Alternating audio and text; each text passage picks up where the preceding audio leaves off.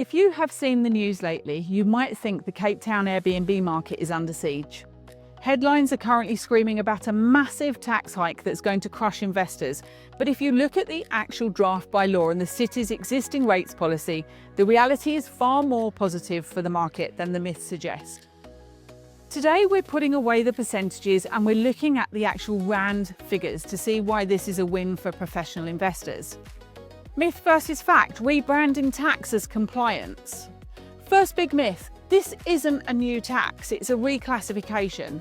Currently, some full-time commercial operators are paying residential rates while running what is essentially a hotel. The city is simply saying if it walks like a business and talks like a business, it should pay the business rate. This does not affect primary residences where a spare room is rented out or homes rented while the owner is on holiday. It only targets dedicated units available for booking more than 60% of the year. So let's look at the actual figures. If we take an average home, 2 million Rand property, under the current residential rate, the owner pays roughly 13,262 Rand per year. Under the proposed commercial rate, they would pay roughly 31,164 per year.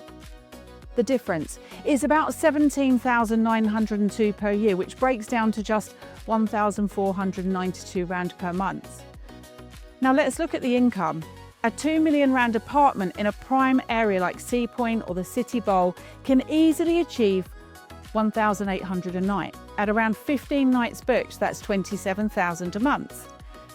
Is an extra 1,500 Rand in rates going to break a business making 27 to 40,000 a month? No. In fact, that extra contribution goes directly into the safety and infrastructure program that keeps Cape Town the #1 destination in Africa. So why is this good for investors? There are 3 reasons why investors should be excited about this.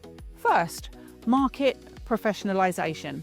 It weeds out those low-quality fly-by-night operators, reducing oversupply and protecting nightly rates. Second, infrastructure funding. Cape Town is investing nearly 40 billion in infrastructure over the next 3 years, partially funded by these rates. Better roads and safety equal higher property values. And third, global stability. Unlike New York or Barcelona, Cape Town is not banning Airbnbs. The city is regulating them. And that means investments are actually safer because the rules are now clear and sustainable. So, my conclusion, Cape Town remains the strongest property market in South Africa for a reason. Don't let a headline scare you out of a high-yield asset. For a serious investor, this isn't a crisis, it's just the market maturing.